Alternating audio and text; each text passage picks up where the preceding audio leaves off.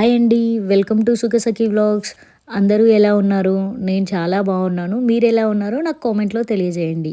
ఇక నేను ఉసిరికాయ, కరివేపాకు, కీరాతో జ్యూస్ చేస్తున్నాను. మీ ఇంట్లో గూడా ఎవరైనా కరివేపాకు కర్రీస్‌లో వీటిలో వేసిన కరివేపాకు తీసి పక్కకు పెట్టేవాళ్ళు, లేదు అంటే కరివేపాకు అస్సలు తినని వాళ్ళకు ఒకసారి వారంలో ఒకసారి ఇలా జ్యూస్ చేసివ్వండి. చాలా ప్రయోజనాలుంటాయి. కరివేపాకు మన హెల్త్‌కు చాలా మంచిది. ఇందులో ఎక్కువ యాంటీ ఆక్సిడెంట్స్ ఉంటాయి. ఇది మన బాడీలో డ్యామేజ్ అయిన కణాలను రిపేర్ చేస్తుంది. మరియు కరివేపాకు ఎక్కువగా యూజ్ చేయడం వల్ల కొలెస్ట్రాల్ కూడా తగ్గుతుంది. కరివేపాకులో విటమిన్ ఏ, సి, బి, ఈ విటమిన్స్ ఎక్కువగా లభిస్తాయి మనకి. ఇందులో మనం ఉసిరికాయ ఎక్కువ క్వాంటిటీలో తీసుకోవడం వల్ల మనకు కరివేపాకు ఫ్లేవర్ అంతగా తెలియదు. మరియు ఉసిరికాయలో సి విటమిన్ ఎక్కువగా ఉంటుంది. దానివల్ల మన హెయిర్ గ్రోత్ కానీ, నెక్స్ట్ సి విటమిన్ ఎక్కువగా ఉన్న ఫుడ్ తీసుకుంటే మనం తీసుకున్న ఫుడ్‌లో విటమిన్స్, మినరల్స్ అన్నీ ఎక్కువగా అబ్జర్వ్ చేస్తాయి. కరివేపాకు తొందరగా గ్రైండ్ అవ్వదు. అందుకే కొంచెం ఫస్ట్ కరివేపాకు, ఉసిరికాయ వేసి వాటర్ వేసి గ్రైండ్ చేశాక తర్వాత కీరా ముక్కలుగా కట్ చేసుకొని దాన్ని తొక్క తీయకుండానే చిన్న పీసెస్‌గా కట్ చేసుకొని వేసుకున్నాను. కీరా వేయటం వల్ల కూడా మనకు టేస్ట్ అనేది ఎన్హాన్స్ అవుతుంది. వచ్చిన జ్యూస్‌లో డైరెక్ట్‌గా అలా తాగితే తాగొచ్చు పర్వాలేదు. లేదు అంటే కొంచెం 1 ఆర్ 2 స్పూన్స్ తేనె యాడ్ చేసుకొని తాగితే టేస్టీగా ఉంటుంది. ఇది వారంలో ఒక్కసారి తీసుకుంటే చాలు మన హెల్త్‌కి చాలా బెనిఫిట్స్ ఉంటాయి. వెయిట్ లాస్ అవ్వటానికి ట్రై చేసేవాళ్ళు, వాళ్ళు ఇలా వారానికి ఒకసారి ఇలాంటి డ్రింక్స్ తీసుకుంటే చాలా మంచిది. ఇలా మనం చేసేటప్పుడు ఏంటంటే పిల్లల్ని కూడా ఇంక్లూడ్ చేయటంతో వాళ్ళు కొంచెం తాగటానికి ఇంట్రెస్ట్ చూపిస్తారు. ఇది టేస్ట్ అయితే బానే ఉంటుంది.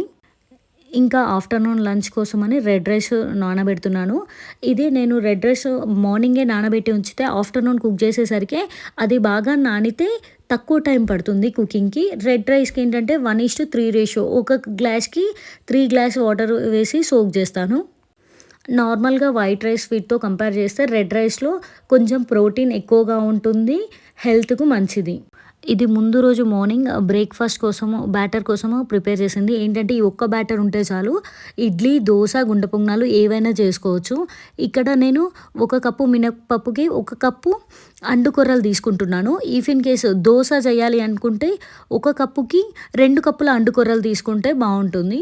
కానీ నేను గుంట పొంగనాలు గానీ, ఇడ్లీ గానీ చేయడం కోసమని తీసుకున్నాను. 1 కప్‌కి 1 కప్పు తీసుకున్నాను. దాంట్లో కొన్ని మెంతులు వేసి మార్నింగ్ సోక్ చేస్తే ఈవినింగ్ వరకు ఒక 8, 9 అవర్స్ సోక్ చేస్తాను. మిల్లెట్స్ ఏంటంటే ఎక్కువ అవర్స్ సోక్ చేస్తేనే అవి పర్ఫెక్ట్‌గా నానతాయి. ఇంకా ఈవినింగ్ టైంలో రెండిటిని సెపరేట్‌గా మిక్సీ చేసుకొని ఫైన్ బ్యాటర్ లాగా మిక్సీ చేసుకుంటాను.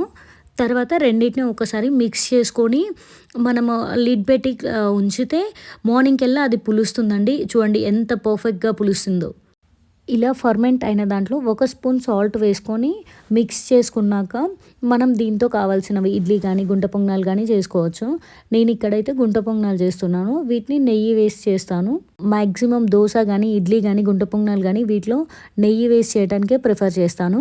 ఇక్కడ రెగ్యులర్ గుంట పొంగనాల్లాగా కాకుండా వీటిని కొంచెం తక్కువ వేసుకోవాలి పిండి. ఎందుకంటే మనం ఇక్కడ రైస్ యూజ్ చేయట్లేదు కాబట్టి కొంచెం క్రిస్పీగా ఉండవు. నెక్స్ట్ లోపల బాగా కుక్ అవ్వడం కోసం స్మాల్ సైజెస్‌లో వేసుకోవాలి పిండి. తక్కువ క్వాంటిటీలో వేసుకుంటే మంచిగా మనకు 2 సైడ్స్ ఇట్లా తిప్పుకొని కాల్చుకుంటే చాలా టేస్టీగా వస్తాయి.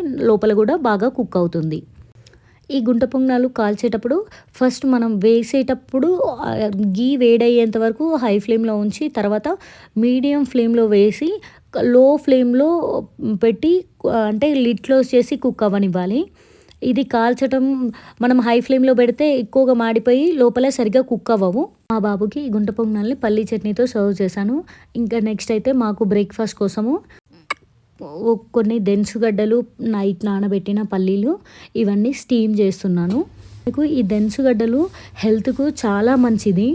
Maximum weekly once or twice బ్రేక్‌ఫాస్ట్‌లో కానీ లేదా ఈవినింగ్ స్నాక్‌లో కానీ ఇలా తీసుకుంటే చాలా మంచిది.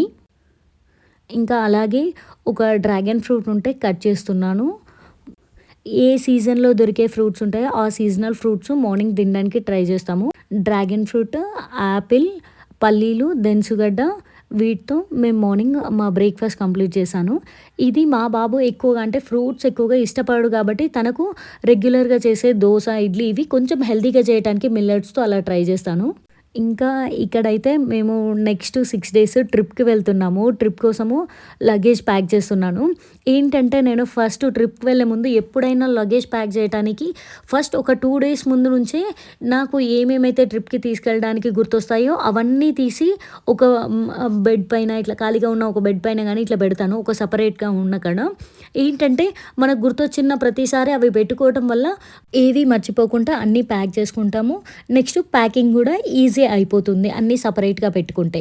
నేను ముందు ట్రిప్‌కి ప్యాక్ చేసే ముందు ఎన్ని పెయిర్స్ ఆఫ్ క్లోత్స్ కావాలి అనేది ఫస్ట్ క్యాలిక్యులేట్ చేసుకుంటా. మనం ఎక్కువ తీసుకువెళ్తే లగేజ్ ఎక్కువై మోయడం కష్టమవుతుంది. లేదు తక్కువ తీసుకోపోతే మనకు కావాల్సినవి ఉండవు. సో, అందుకోసం ఎగ్జాక్ట్‌గా ఫస్ట్ ఎన్ని పెయిర్స్ కావాలి అనేది క్యాలిక్యులేట్ చేసుకుంటా. మా బాబుకైతే ఎక్స్‌ట్రా ఒక 1 ఆర్ 2 పెయిర్స్ పెడతాను. ఇంకా కావాల్సిన టవల్స్, బెడ్ షీట్స్ ఇవన్నీ ప్యాక్ చేసుకుంటాను. ఇంకా నెక్స్ట్ ముందుగానే నేను మెడిసిన్ కవర్ గూడా ప్యాక్ చేస్తా. ఏంటంటే అందులో కొన్ని ఫీవర్ టాబ్లెట్స్, నెక్స్ట్ బాబుకి fever syrup, cold syrup, cough syrup, next ఇలాంటివి ఏవైతే మ్యాండేటరీగా ఉంటాయో అవన్నీ తీసుకెళ్తాను. ఎందుకంటే మేము ఒకసారి భద్రాచలం వెళ్ళినప్పుడు సడెన్‌గా మా బాబుకి కోల్డ్ ఎక్కువై ఇయర్ పెయిన్ వచ్చి అసలు రాత్రంతా నిద్రపోలేదు. మేము 2, 3 కిలోమీటర్స్ వెళ్ళినా గూడా ఒక్క మెడికల్ షాప్ కూడా లేక నైట్ అంతా తను అలాగే పెయిన్ భరించిండు. సో, అందుకోసం ఎక్కడికి వెళ్ళినా ఫస్ట్ టాబ్లెట్స్, మెడిసిన్స్ తనకు మెడిసిన్స్, మాకు కావాల్సిన మెడిసిన్స్ అన్నీ ఒక బ్యాగ్‌లో వేస్తాను. అలాగే ఒక జిప్‌లాక్ కవర్‌లో సోప్స్, షాంపూస్, పేస్ట్, బ్రష్ సెపరేట్‌గా పెట్టుకుంటే మనకు తీయటానికి ఈజీగా ఉంటుంది. ఇంకొక బాక్స్‌లో బ్యాంగిల్స్, నెక్స్ట్ మన మేకప్‌కి కావాల్సిన items, powder, rubber bands, lotions, moisturisers, stickers అన్నీ ఇలా సెపరేట్‌గా పెట్టుకుంటే మనకు ఈజీగా యాక్సెస్ చేయడానికి ఉంటుంది. ఇవేంటంటే ట్రాలీ బ్యాగ్‌లో కాకుండా ఒక చిన్న బ్యాగ్‌లో పెట్టుకుంటే మనకి ప్రతిసారి ట్రాలీ బ్యాగ్ తీయాల్సిన అవసరం రాదు. ఈ రోజుకి వీడియో ఇంతేనండి. నెక్స్ట్ వీడియోలో మేము ఎక్కడెక్కడికి వెళ్ళాము అని అప్లోడ్ చేస్తాను. ఈ వీడియో గనక మీకు నచ్చితే ఒక లైక్ చేయండి. Please subscribe my channel. Thank you for watching.